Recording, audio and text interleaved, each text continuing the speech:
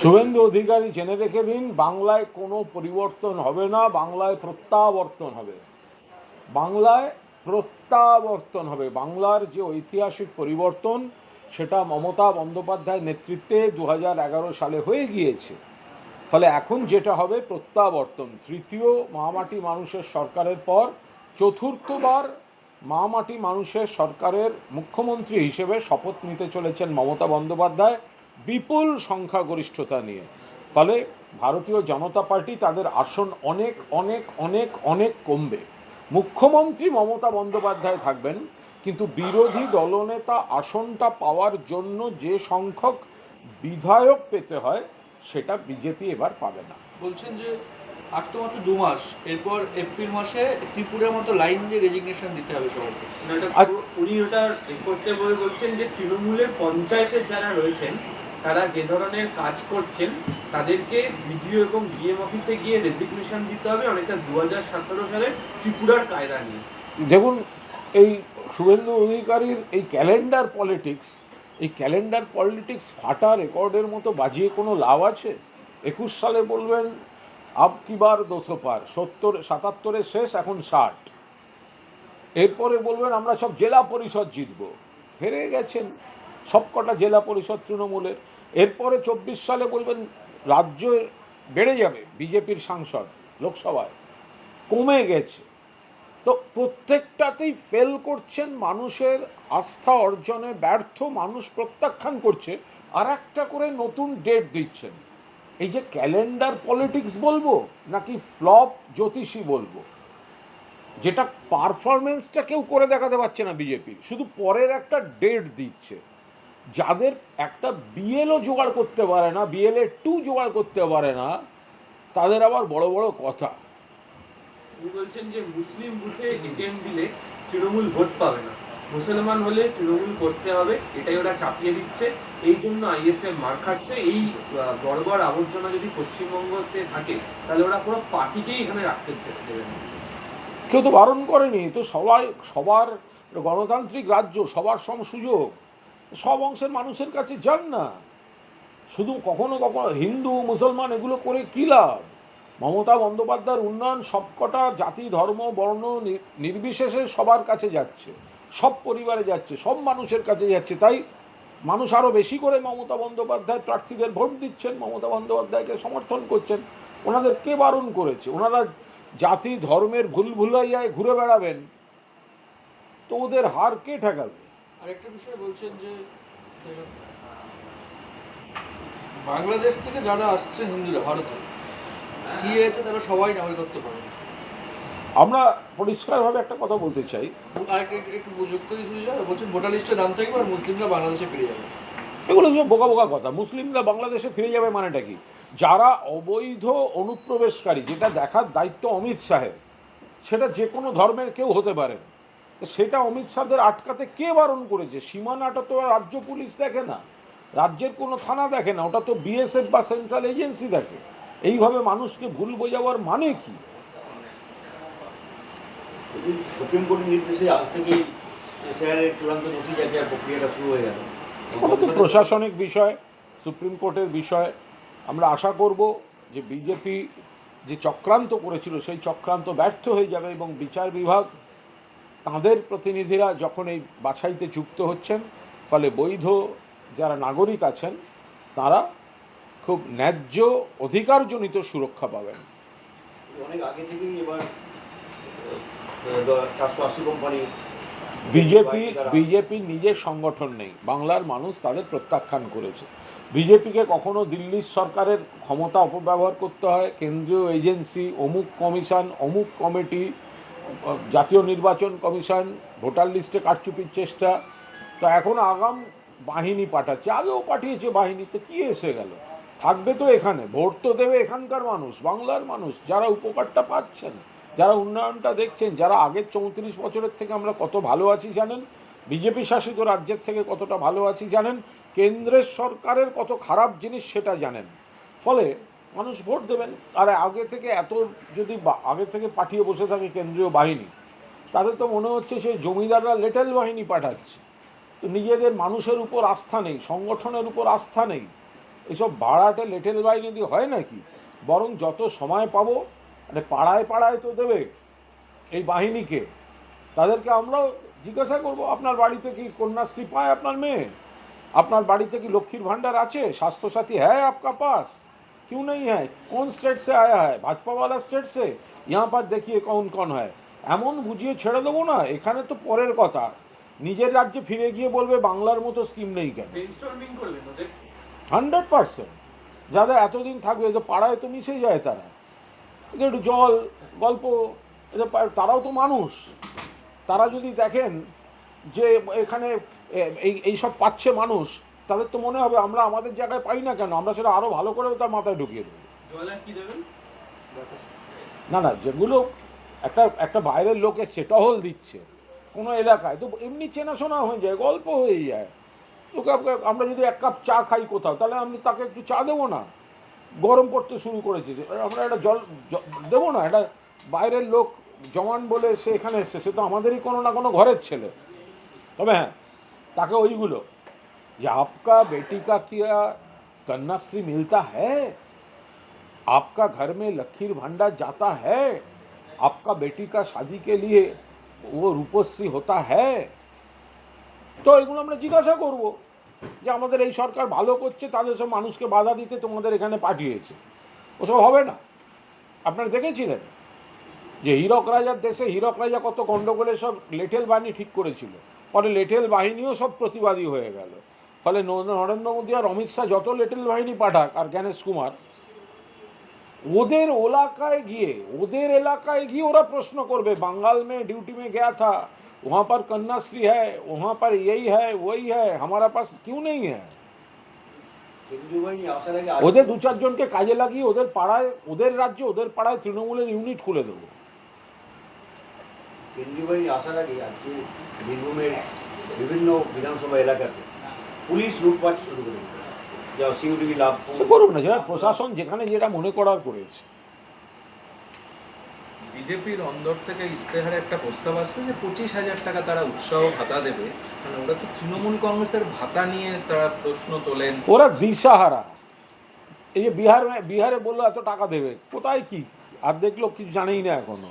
ফলে এই মানুষকে এই ধরনের এইসব, আর আমাদেরটা হচ্ছে একটা সিস্টেমেটিক, যে একটা সংসার, একটা পেশার মানুষ, একটা বয়সের মানুষ, তিনি জানেন তিনি তার অধিকার, মমতা বন্দ্যোপাধ্যায় এটা করে দিয়েছেন। এবং ভোটের সময় এসে এত টাকা দিয়ে দিলাম ভোট দিন, এটা আমরা করি না।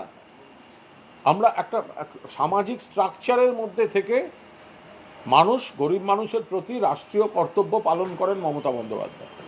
আর যে সমস্ত আধিকারিকরা এসআইআর এর সঙ্গে যুক্ত রয়েছেন তাদের কাছে অভিষেক বন্দ্যোপাধ্যায়ের ফোন যাচ্ছে অনেকের। আর বিজেপি বলছে যে এটা একটা চাপের কৌশল। এটা কি চাপের কৌশল না পাশে? আমি এটা বলতে পারবো না। যাদের ওরা ভয় দেখাচ্ছে, হুমকি দিচ্ছে, অমুক করছে তমুক করছে, তাদের যদি কেউ বলে আপনি মাথা উঁচু করে নিরপেক্ষভাবে কাজ করুন, কোনো ভয় পাবেন না, সে তো ভালো কথা। ইডি একটা সিদ্ধান্ত নিয়েছে যে এই ভোটের আগে নোটিশ পাঠানোর ক্ষেত্রে তারা ভেবে চিনতে নোটিশ পাঠাবে। এটা নিয়ে বলতে পারবো না। ওদের কখন দিল্লি থেকে কাকে কী ইনস্ট্রাকশন আসবে এ বলা খুব মুশকিল। বলছি যে একাধিক ভিন রাজ্য থেকে তো নেতা অলরেডি বিজেপির এখানে চলে এসেছে এবং তাদের মধ্যে বিজেপির বহু ভিন রাজ্যের নেতা আসছেন, আর বিজেপির ভেতর থেকে বহু অভিযোগ আসছে যে কর্মীরা কাজ করবে কি, যে কটা জায়গায় গুটি কয়েক কর্মী আছে তাদের তো দিল্লি বা অন্য জায়গা থেকে আসা নেতাদের 5 মাস খাটতে তাদের সঙ্গে প্রায় কার্যত দুর্ব্যবহার করা হচ্ছে। বিজেপির ভেতরে কান পেতে শুনুন, যারা স্থানীয় কর্মী, যাদেরকে কোথাও কোথাও তো অর্ধেক লোক নেই, যেখানে 2-4টি লোক আছে দিল্লি বা অন্য রাজ্য থেকে, যাদের সব নানা রকম সব নাম, অমুক প্রভারী, অমুক তমুক, এগুলো সব এসে পড়ছে। হাম লোক কো ইয়ে চাইয়ে, ও চাইয়ে, এই করো ওই করো, তাদের 5 মাস খাটতে এখানকার কর্মীদের জীবন বরবাদ হচ্ছে। শেষ করে বলছি যে এদের একটা বড় অংশই তো হিন্দিভাষী ভোটার, এবং এই হিন্দিভাষী ভোটারদেরকে নিয়ে যত হিন্দিভাষী এলাকা রয়েছে, অনেক বিধানসভা রয়েছে, সেখানে এখন থেকে পুরোদস্তুর প্রচারে নেমে পড়েছে। তো এই জায়গাগুলোতে তৃণমূল কি কৌশল নেয়? দেখুন, ওরা ভোটের আগে রাত জেগে পড়তে হয়, কারণ ওরা জানে ফেল করবে, এবং ভোটের সারা বছর ওরা পড়াশুনো করে না। তৃণমূল সারা বছর পাশে থাকে, ফলে নতুন করে ঝাঁপিয়ে পড়ে প্রচারের তো কোনো বিষয় নেই। নিশ্চয়ই ভোট এসছে মানুষের কাছে, আমাদের বক্তব্য তুলে নিয়ে যাব, মমতাদি যাবেন, অভিষেক যাবে, গোটা দলকে অভিষেক নামিয়েছেন। ফলে হিন্দি ভাষীর মানুষও জানেন যে এ রাজ্যে কিন্তু কোনো ভেদাভেদের ব্যাপার নেই। এখানে তারা অনেকে কয়েক বছর ধরে, কয়েক বংশ ধরে হয়তো তারা খুব সুষ্ঠুভাবে বাস করছেন, ব্যবসা করছেন, চাকরি করছেন, তারা সবাই আছেন। বলছি কিন্তু কেন তো লোকসভাতে এই সমস্ত জায়গাগুলোতে ভোট কমেছে তৃণমূলের? লোকসভার বিধানসভার প্যাটার্ন আলাদা, লোকসভার বিধানসভার ভোটের প্যাটার্ন আলাদা, প্রত্যেকটি ভোটের একটা আলাদা প্যাটার্ন আছে। এই প্যাটার্নটা হচ্ছে মমতা বন্দ্যোপাধ্যায়ের ভোট, রাজ্য সরকারের ভোট। মমতাদি রাজ্যকে কিভাবে উন্নয়ন দিয়েছেন, কিভাবে প্রত্যেকটি পরিবারের পাশে দাঁড়িয়েছেন, শান্তি, সম্প্রীতি, ঐক্য, সংহতি। ফলে এখানে ভোটটা পুরোটাই মমতা বন্দ্যোপাধ্যায়ের দিকে যাবে। পূর্ব কলকাতার জলাভূমিতে বেআইনি নির্মাণ, আজকে হাইকোর্ট চূড়ান্ত ক্ষোভ প্রকাশ করেছে, কেন্দ্রীয় সরকারকে এর মধ্যে যুক্ত করতে বলছে এবং প্রয়োজনে কেন্দ্রীয় বাহিনী নিয়ে বেআইনি নির্মাণ ভাঙার কথা বলেছে আজকে কলকাতা থেকে। রাজ্য সরকার যথেষ্ট সতর্ক আছে। পূর্ব কলকাতার জলাভূমি এগুলো তো বাম জমানা থেকে সব দখল হয়ে যাচ্ছিল।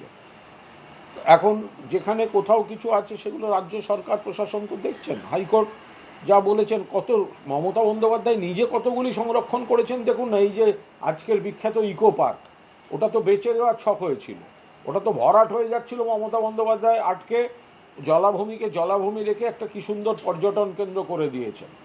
তো মমতা বন্দ্যোপাধ্যায় নিজেও মানে সমস্ত সদর্থকভাবে জলাভূমি সংরক্ষণের আয়োজন করছেন। বলছি যে জঙ্গি মডেলে বারবার ধরে বাংলার নাম জড়িয়ে পড়ছে। কোনো বাংলার নাম বারবার জড়ায়নি। আপনাদের কাগজ, আপনাদের চ্যানেল, আপনারা মনে হয় বাংলার নাম জড়াচ্ছেন, কেন বাংলার নাম জড়াবে? দিল্লিতে কেন্দ্রের স্বরাষ্ট্র দপ্তরের রাষ্ট্রমন্ত্রী একখানা স্টেটমেন্ট দিয়ে বলেছে 14খানা রাজ্যে এদের মুভমেন্ট পাওয়া গেছে, 14 তাহলে বাংলা বাংলা করছেন কেন? সিপিএমের সময় এটা জঙ্গি রশিদ খান আরডিএক্স রাইটার্সের পাশে বাড়ি শুদ্ধ উড়ে গিয়ে 100 জনের বেশি হতাহত। আপনাদের মনে হয়নি সেদিনকে বাংলায় জঙ্গি ঢুকছে? যেদিন বরানগরে আরডিএক্স বোঝাই ট্রাক উদ্ধার হলো, আসামের কাছে যাচ্ছিল, আসামের জঙ্গিদের কাছে, সেদিন আপনাদের মনে হয়নি সিপিএম জমানায় জঙ্গিদের করিডোর তৈরি হয়েছে? যেখানে সীমান্তটাই বিএসএফের হাতে, কেন্দ্রীয় বাহিনীর হাতে। তো ফলে কারুর কোনো কানেকশন থাকলে কেন্দ্রীয় গোয়েন্দা বাহিনী, আইবি, সেন্ট্রাল আইবি কী করছে তারা? ফলে বাংলার নাম আসছে না আসছে বড় কথা নয়। এই রাজ্যে, এই দেশের অনেক জায়গাতেই এরা মুভ করছে, কিন্তু এদের থামানোর দায়িত্বটা হচ্ছে সেন্ট্রাল আইবি এবং সেন্ট্রাল গভর্নমেন্টে। তারা কি করছে? প্রধানমন্ত্রী একটা চিঠি দিচ্ছেন রাজ্যের বাসিন্দাদের কাছে যে এবার বিজেপির সরকার পশ্চিমবঙ্গবাসীকে কেন্দ্র সাহায্য করছে, কিন্তু বঞ্চনায় রয়েছে মনীষীদের অবদান। হঠাৎ করে এই ধরনের প্রধানমন্ত্রী যে চিঠি দিচ্ছেন জয় মা কালী বলে শুরু করেছেন, অর্থাৎ জয় শ্রীরাম থেকে শিফটেড। প্রধানমন্ত্রীর চিঠি জয় শ্রীরাম থেকে শিফটেড, জয় মা কালী, আর ভোটের পর ওটা জয় বাংলায় চলে আসবে। পুরো তৃণমূল জিতবে, তৃণমূলের স্লোগান আপনাদের দিয়ে আমরা বলিয়ে ছাড়ব। এই চিঠিটি বাংলার বৈষম্য, বাংলার প্রতি অপমান, বাঙালির প্রতি অপমান, বাংলার টাকা আটকে রাখা, বাংলার বৈধ নাগরিকদের শিকড় ধরে টানাটানি, এগুলোর একটি ক্লারিফিকেশান নেই। আগাগোড়া মানুষকে বিভ্রান্ত করা আছে। আর জয় শ্রীরাম থেকে সরে গেছে মানেই বুঝতে পারবেন বিজেপি একটা দিশাহীন পরিস্থিতিতে চলে গেছে। আর জয় মা কালী নতুন করে শেখাবেন না। মমতা বন্দ্যোপাধ্যায়ের বাড়িতে কালী পুজো হয়, চতুর্থবার মুখ্যমন্ত্রী হওয়ার পরও মমতা বন্দ্যোপাধ্যায়ের বাড়িতে কালী পুজো হবে, কালী মায়ের আশীর্বাদ ধন্য। তো সুতরাং ওই জয় মা কালী বলে আপনারা এখানে দয়া করে বিভ্রান্তি ছড়িয়ে এখানকার মানুষের কাছে আপনাদের কোনো লাভ নেই। আপনাদের নাটকটা মানুষ ধরে ফেলেছে। বিজেপির তরফ থেকে যে চার্জশিট কর্মসূচি, সেটা আজকে শুরু হয়ে গেল রাজ্যের 6টা জেলায়। কোথাও মিঠুন চক্রবর্তী, কোথাও দিলীপ ঘোষ, কখনো রুদ্রনীল। মিঠুন চক্রবর্তীর বিরুদ্ধেই তো গাদা চার্জশিট দেওয়া যায়। আরে মিঠুন চক্রবর্তীর বিরুদ্ধেই তো চার্জশিট দেওয়া যায়। কতগুলো অভিযোগ, কত রকমের অভিযোগ ওনার বিরুদ্ধে আছে বলুন তো, চার্জশিট দেওয়া যায়? তো মিঠুন চক্রবর্তীর বিরুদ্ধে চার্জশিট দেওয়া যায়, তিনি চার্জশিটের নাটক করছেন, এটা কোনো কথা হলো?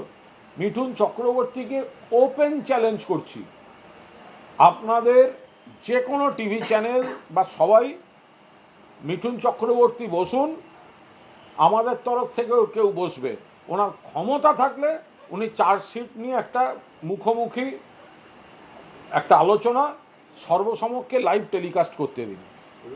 রুদ্রনীল, শুভেন্দু অধিকারী, অগ্নিমিত্রা পাল এরাও সব তৃণমূলের বিরুদ্ধে চার্জশিট। কার চার্জশিট? লোক হাসানো কারবার, এগুলো অর্ধেক জিতবে, এগুলো গুহারা হারবে। মিঠুন চক্রবর্তী মানে বাংলার মাটিতে অভিনেতা মিঠুন চক্রবর্তী আলাদা কথা, কিন্তু এই দলবদলু মিঠুন চক্রবর্তী, সুবিধাবাদী মিঠুন চক্রবর্তী, এসব মানুষ নেবেন? বলছি রুদ্রনীল ঘোষ যতদিন বেতন ছিল ততদিন ওই কমিটিতে উনি ছিলেন, যেই বেতন শেষ হলো, মেয়াদ ফুরলো, ওনার বিজেপি ভালো লেগেছে, উনি নানা রকম চোখ মুখ করেন, কবিতা বলতে পারেন, ভোটে হারবেন, যেখানে দাঁড়াবেন। নদিয়া সীমান্তের ভিডিও ভাইরাল হয়েছে, যেখানে দেখা যাচ্ছে বিএসএফ এর সামনেই চোরাচালান চলছে। এটা তো দীর্ঘদিন বিএসএফ এর বিষয়, আমরা তো বারবার বলছি, সীমান্ত বিএসএফ দেখে, কেন্দ্রীয় সরকার দেখে, তাদের বিষয়। তাদের সামনে চোরাচালান চললে তারা দেখুক। আর বিএসএফ সীমান্তটা পাহারা দেওয়ার কথা বিএসএফের, তাদেরই তো মূল দায়িত্ব গোটা জিনিসটা। এখনো তৃণমূল কংগ্রেসের প্রার্থী তালিকা ঘোষণা হয়নি। সোনারপুর দক্ষিণে দেখা যাচ্ছে বর্তমান বিধায়কের নামে দেওয়াল লিখন হয়েছে, আবার সেই দেওয়াল লিখন মুছে দেবে। এইসব নিয়ে আমি কোনো মন্তব্য করবো না। মুকুল রায়ের মৃত্যু হয়েছে, ফিরহাদ হাকিম তিনি বলছেন যে মুকুল রায়ের মৃত্যুর পিছনে বিজেপির অত্যাচার দায়ী। আবার অন্যদিকে সৌমিত্র খান বিজেপি সাংসদ বলছে যে মমতা বন্দ্যোপাধ্যায়, অভিষেক বন্দ্যোপাধ্যায় যে অত্যাচার করেছেন তার ফলে মুকুল রায়। না, মুকুল রায় একটা গুরুতর অসুস্থ হয়েছিলেন। মুকুল রায় একজন বিশিষ্ট রাজনৈতিক ব্যক্তিত্ব, গুরুতর অসুস্থ হয়েছিলেন। ফলে সেটা নিয়ে এই মানে বিজেপির কোনো কথা বলা সাজে না। তারা তো বোধহয় মানে মানে শেষ যাত্রাতেও কেউ এসছে কিনা আমি জানি না। মুকুল রায় তিনি তৃণমূল পরিবারের পুরনো দিনের সদস্য, এবং তারপর ঘটনাচক্রে তিনি একসময় বিজেপিতে যান, কিন্তু তাতে খুব কষ্ট পাচ্ছিলেন নিজেই, যার জন্য উনি ফিরে আসেন বা ফিরে আসার ইচ্ছা প্রকাশ করেন, বা এই ধরনের একটা মানসিক দ্বন্দ্বে ছিলেন। ওনার মৃত্যু নিয়ে বিজেপির এই ধরনের মন্তব্য কোনো মানেই হয় না। না, বলছে প্রেস কনফারেন্স করছে।